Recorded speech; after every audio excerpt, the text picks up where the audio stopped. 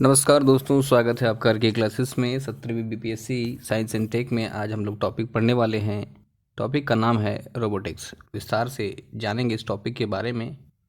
जानेंगे कि रोबोटिक्स है क्या, इसके क्या यूजेस हैं, इसकी कुछ जो है खामियां भी हैं उस पर भी चर्चा करेंगे।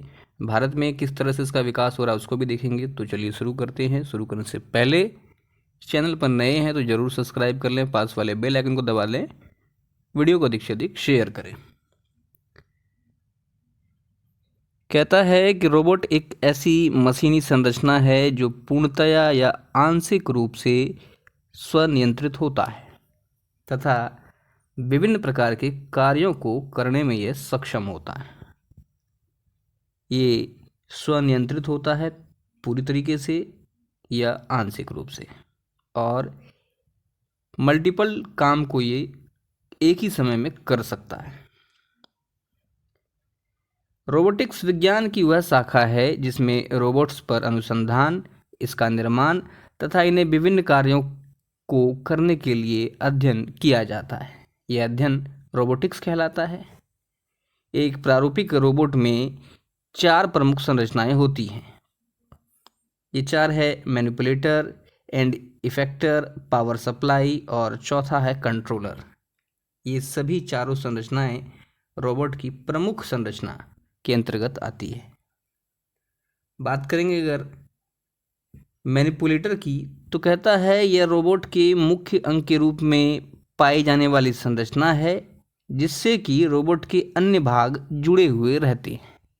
रोबोट का ऐसा भाग जिससे कि रोबोट का अन्य भाग जुड़ा हुआ है किसी एक मुख्य भाग से, उसको कहते हैं मैनिपुलेटर।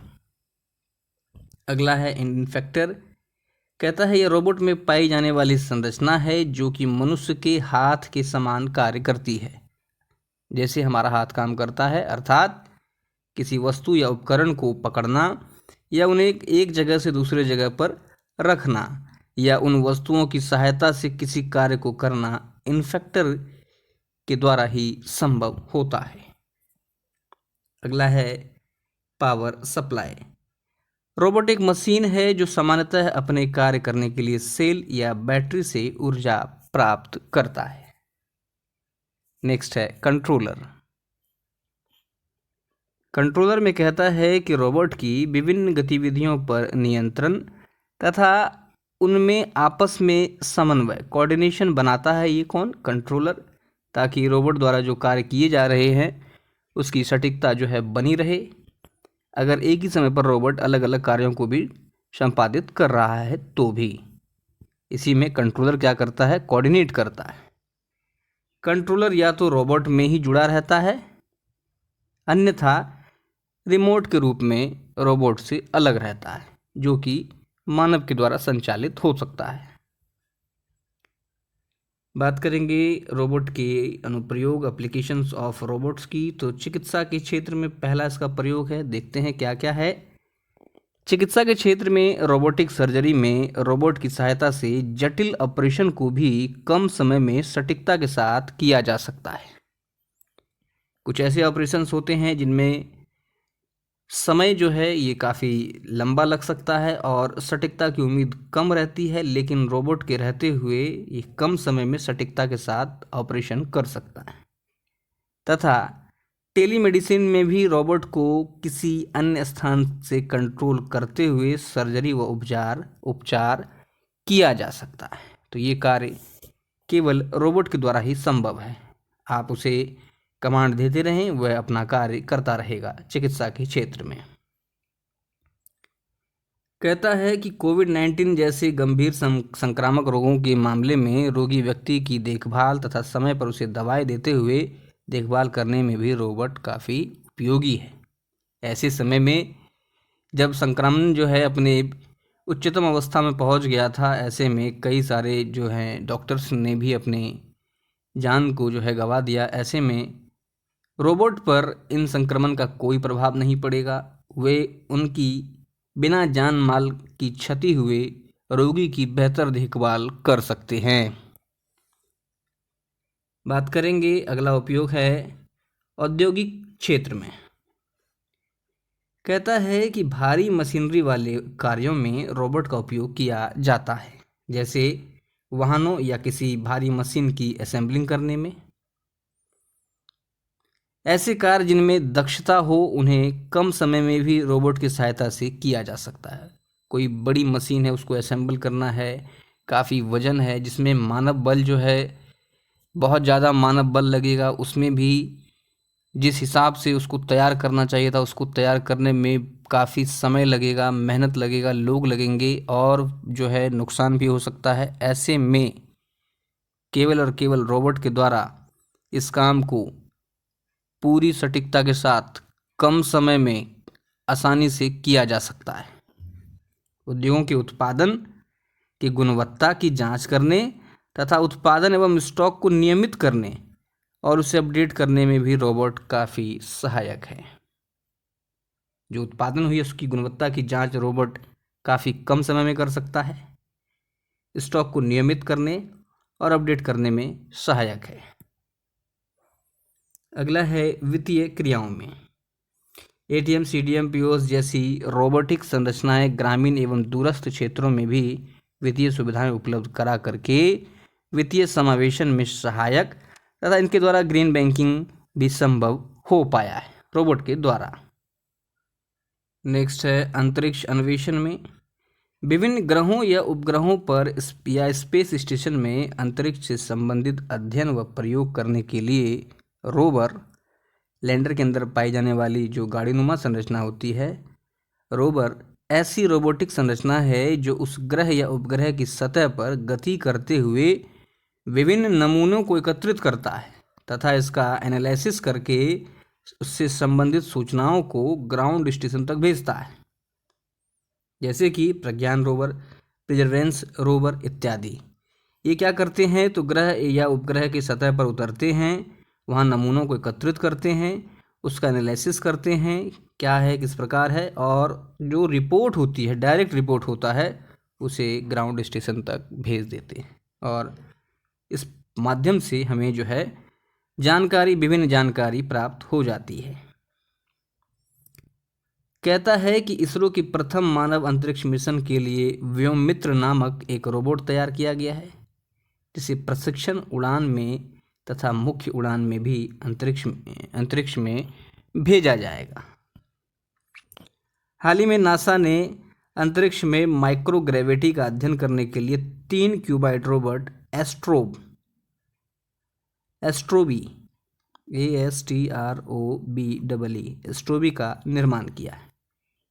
नासा ने एस्ट्रोबी का निर्माण किया है। यह रोबोट माइक्रोग्रेविटी का अध्ययन करने के लिए जो है भेजा जाएगा अंतरिक्ष में। अन्य अगर उपयोगों की बात करें तो कहता है कि चैटबॉट के रूप में सॉफ्टवेयर आधारित रोबोट्स उपभोक्ताओं से चैटिंग के माध्यम से उनकी शिकायतों का समाधान कर सकता है और ऐसे रोबोट हमेशा 24/7 कस्टमर केयर एग्जीक्यूटिव की भूमिका अदा करता है। लोगों की विभिन्न प्रकार की समस्याओं का निपटारा करना चैटबॉट के माध्यम से संभव हो पाया है। इसके अलावे कहता है कि ट्रैफिक कंट्रोलर रोबोट 24 घंटे ट्रैफिक कंट्रोल करने में सक्षम है और हाल ही में इंदौर में इसका प्रयोग किया जा रहा है। काफ़ी सटीकता के साथ यह ट्रैफिक को कंट्रोल कर सकता है। भविष्य में होने वाले युद्धों में वार रोबोट्स का प्रयोग संभव है, जिससे कि जनहानि की क्षति को जो है कम किया जा सकेगा। रोबोटिक डॉग जो होते हैं ये अंधे व्यक्तियों को चलने तथा उन्हें नेविगेट करने में सहायक होते हैं।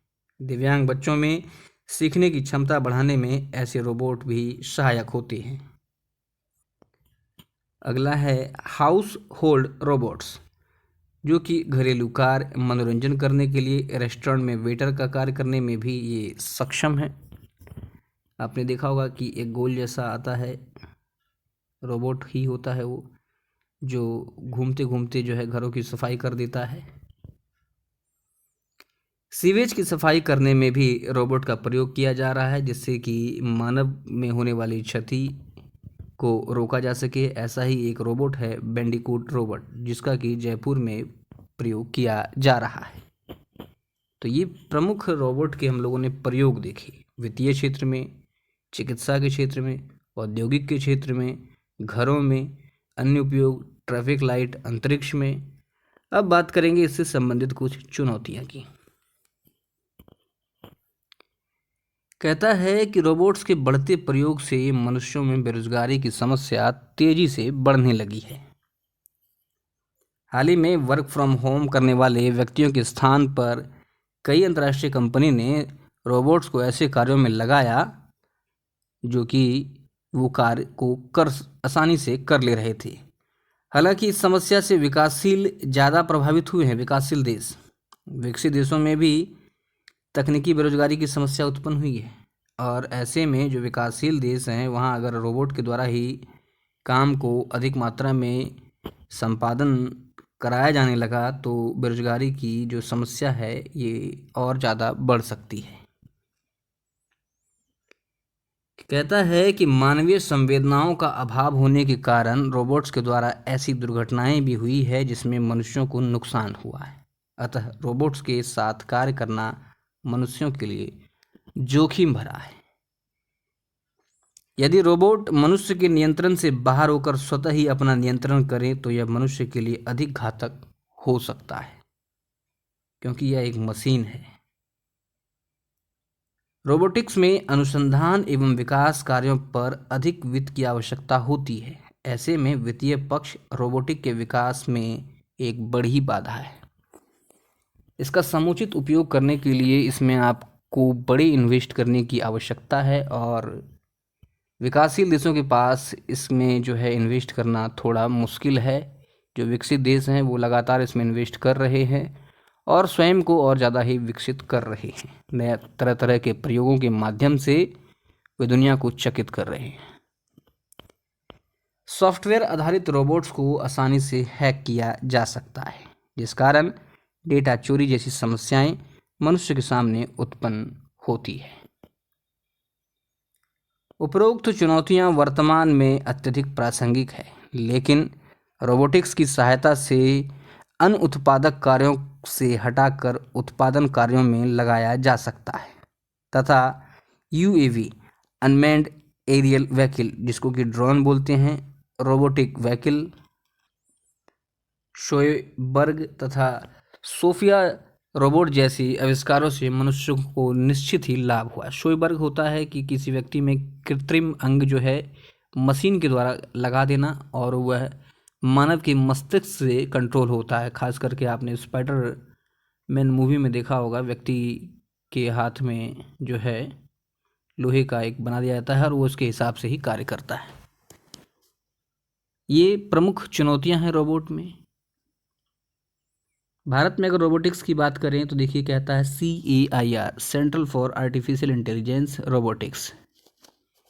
यह DRDO द्वारा बेंगलुरु में स्थापित संस्थान है जहां रोबोटिक्स, आर्टिफिशियल इंटेलिजेंस जैसी तकनीकियों पर अनुसंधान एवं विकासात्मक कार्य किया जा रहा है तथा यहां पर सैन्य रोबोट के विकास का भी कार्य किया जाता है CAIR में। अगला जो प्रमुख संस्था है all India council for robotics and automation, AICRA। इसकी स्थापना 2014 में हुई थी। यह गैर लाभकारी संगठन है जो भारत में रोबोटिक्स एवं ऑटोमेशन से संबंधित स्टार्टअप को तकनीकी सहायता उपलब्ध कराता है ताकि इसका विस्तार और ज़्यादा अधिक से अधिक हो सके। अगला है Rajiv Gandhi centre for advance technology. अगस्त 2022 जयपुर में भारत का पहला फिनिशिंग स्कूल संस्थान जो है स्थापित किया गया और आरकैट में robotics, artificial intelligence, big data analysis, machine learning, cyber सुरक्षा आदि से संबंधित कोर्स जो हैं ये छात्रों के लिए उपलब्ध कराया जा रहा है ताकि भारत भी इस जो है क्षेत्र में आने वाले समय में अपनी एक बेहतर मजबूत स्थिति को बना सके। रक्षा मंत्रालय, विज्ञान एवं प्रौद्योगिकी विभाग, DRDO, सूचना एवं प्रसारण मंत्रालय जैसी संस्थाओं के द्वारा रोबोटिक्स के क्षेत्र में तकनीकी व आर्थिक सुविधा जो है उपलब्ध कराई जा रही है। जैसे देखें प्रोजेक्ट ई यंत्र, यह IIT बॉम्बे द्वारा एम्बेडेड सिस्टम और रोबोटिक्स में शिक्षा का प्रसार करने की एक पहल है। ICT के माध्यम से राष्ट्रीय शिक्षा मिशन के माध्यम से मानव संसाधन विकास मंत्रालय द्वारा यह जो है मिशन जो है प्रायोजित है। इसका उद्देश्य चुनौतीपूर्ण समस्याओं से निपटने और समाधान प्रदान करने के लिए व्यवहारिक दृष्टिकोण के साथ इंजीनियरों की एक अगली पीढ़ी को तैयार करना है। अगला है दक्ष। दक्ष देश का पहला स्वदेशी रूप से विकसित मानव रहित वाहन है ROV, जो कि DRDO द्वारा बनाया गया है। दक्ष जो है विस्फोटक उपकरण, बम, IED आदि से निपटने के लिए सेना, पुलिस, बम निरोधक इकाइयों के द्वारा प्रयोग किया जा रहा है। तो ये हम लोगों ने देखा भारत में रोबोटिक्स का किस तरह से विस्तार हो रहा है, कौन कौन सी संस्थाएं हैं, सरकार के द्वारा किए जा रहे जो प्रयास हैं उसको देखा। उम्मीद है वीडियो अच्छा लगा होगा। वीडियो अच्छा लगा तो लाइक और शेयर जरूर करें। मिलते हैं अगले लेक्चर में, तब तक के लिए जय हिंद।